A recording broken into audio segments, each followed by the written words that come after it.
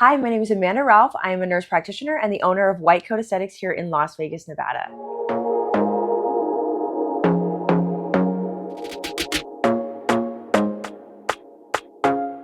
Today, I want to talk about red flag clients, how to spot them, what to do about them, how to get rid of them. It's very important as an injector to weed out the clients that you have because unfortunately, not every client that you have is going to be happy. And some of that really does come out in the consultation process or in the early first steps of the appointment. And I think it's very important to identify this so that they don't become a client that you have to deal with. The reason I want to talk about red flag clients is because it is very tempting when you are a new injector to want to treat everyone. When I was new, I felt this like, let me prove to you that I'm good and let me prove to you that I'm going to be the best injector for you. But ultimately, if someone is a red flag client or is not going to be happy, it does not matter if you're the best injector in the world, you are not going to give them the results they're looking for. And it will just become a headache for you. You'll get client complaints, potential bad reviews. They'll always be wanting more. Some people want money back. It ends up being an entire problem that you could have gotten rid of in the get-go. So these are what I have found to be my red flag clients. The first red flag that I always like to mention, and this is something that was taught to me when I was a new injector, if someone comes to you and they have a very long laundry list of other injectors they have been to and bad things to say about every other injector that has touched them, there is a chance that the client might be the problem. There is some wiggle room on this because there are people who have had very bad injectable experiences, especially here in Las Vegas. I have clients who have told me horror stories and things that are very understandably not how things are supposed to go. But if you're feeling a little off about it and it just seems like they're unhappy with every other provider they've ever been to, there's a really good chance that they're not going to be happy with you either. Another red flag that I have noticed very consistently in my clients who end up potentially becoming a problem is that they want to talk you through all of the pictures and selfies they've ever taken in their life. I've had consultations where people pull out their phone and they show me a picture that has clearly been edited or has a filter on it, or it's from like a perfect selfie angle, and they want to tell me why they like the way that they look here, but they don't like the way they look in another picture or another picture. And then they will scroll through and show me old pictures of how they looked beautiful and now they look ugly, or they don't like how they look in this one picture. It's a little intense. It's a little crazy. It's unrealistic. If people are showing you all of these images of like themselves in the past, that to me is a big red flag. And it kind of shows to me that they're just looking for perfection, especially if they're whittling it down to tiny little areas of their face that they like and do not like. That's a major red flag in my opinion. While this may not be a complete red flag, something else that I do look out for in my consultation is how people talk about themselves. I always do a full face consultation using the patient's pictures in the room. And as part of that, in the very beginning, I say, let's talk about what we like about our face. What do you like when you look at your pictures? Or what do you like when you look in the mirror? And if someone is unable to tell me one good thing, and there's a caveat to this, because sometimes you're just not feeling the best and you're not loving how you look in one particular day. But if I can hear someone's self-talk and it is just overwhelmingly negative, and they hate everything about themselves, and that they're just speaking so unkindly to themselves, sometimes I have to have a conversation with these clients about what their expectations are and if they're even realistic. If I have a client that can't say one nice thing about themselves, then I'm kind of wondering if this might be some sort of body dysmorphia, which is a diagnosable mental health issue. So for me, I'm always kind of trying to rule out, is this a true body dysmorphia where you hate the way you look, you don't like the way you look, and you will never really be happy? Or is it just kind of a general, I feel like I'm aging, I feel like I look tired, I'm not totally happy with myself, a few things might help me look better? Because ultimately, if they just hate how they look, they're very, body dysmorphic about it to where it is completely unrealistic, you will never make this person happy. And I will literally have a conversation in my room with that patient. I can specifically remember a few clients where I've had to say, I'm afraid that your expectations are a little unrealistic. I am not going to be able to get to you to how you looked when you were 20 years old, but I can help you improve and look some years younger. Is that enough for you, or do you feel like you're going to need to do more?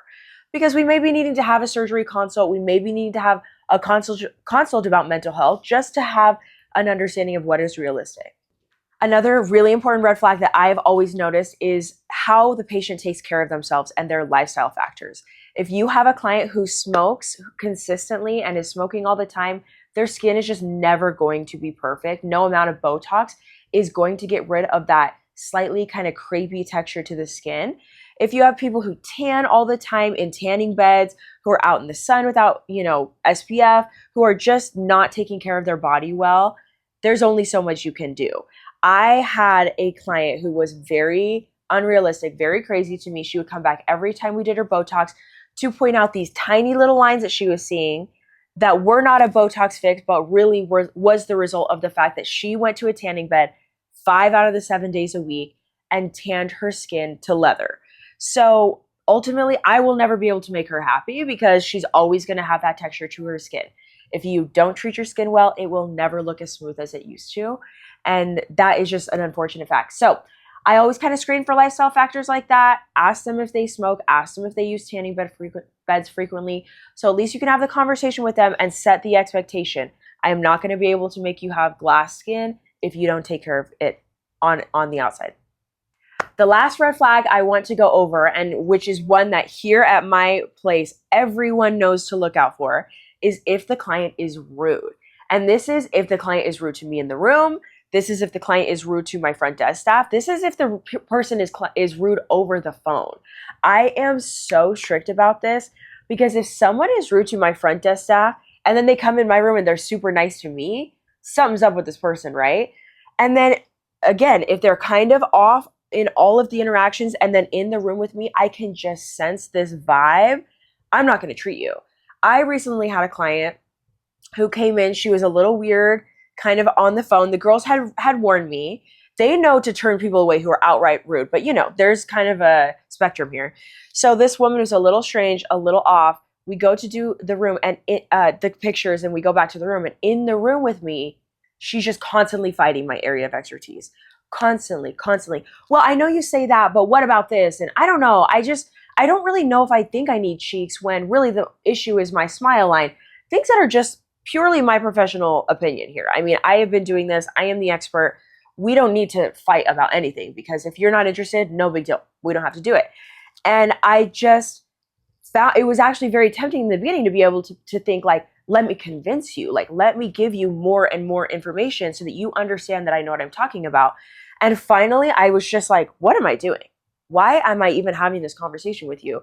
You clearly don't trust me. You don't trust what I'm telling you. Why would I ever put a needle to your face or touch you when you don't trust my judgment? Which, if you don't trust your injector, you shouldn't go to them anyway. So just mid-conversation, mid-consultation, I just stopped her and I said, you know what? I actually don't think that I am the right injector for you. I don't think that we're going to be able to be on the right page here. And she actually took it very well. She was just like, oh, okay. And then we left and the conversation was over. And I am so grateful that I figured out that red flag from the jump, because if it were someone that I decided to treat, when you treat someone, you adopt that patient on and you have to deal with the consequences of that.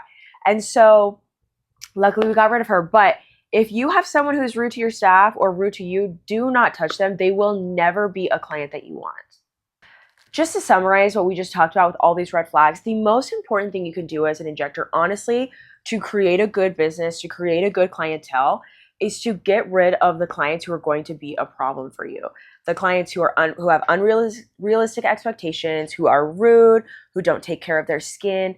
If you know ultimately you are not going to be able to give a good result and not going to be able to see good results over the years with this client, it's not something you should really even entertain. I understand when you're new and you're just desperate for clients, you want to take everyone and you're willing to inject pretty much anything. But now that I have been an injector for quite some time, I choose the clients who I feel comfortable working with. In my opinion, this is a relationship. This is a journey that we're going to be working on for years, and hopefully for, years and years of time that I'm going to be seeing improvement.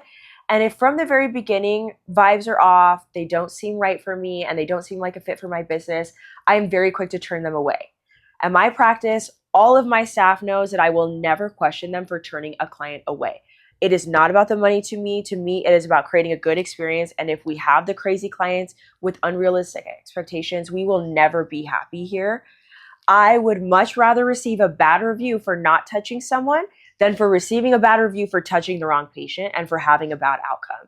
So my whole staff knows that, everyone here, and I would stress that to you.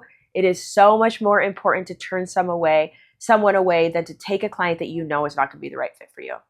Okay, let me know if there's any red flags that I missed that you see in your practice, or let me know if you have any questions in the comments below.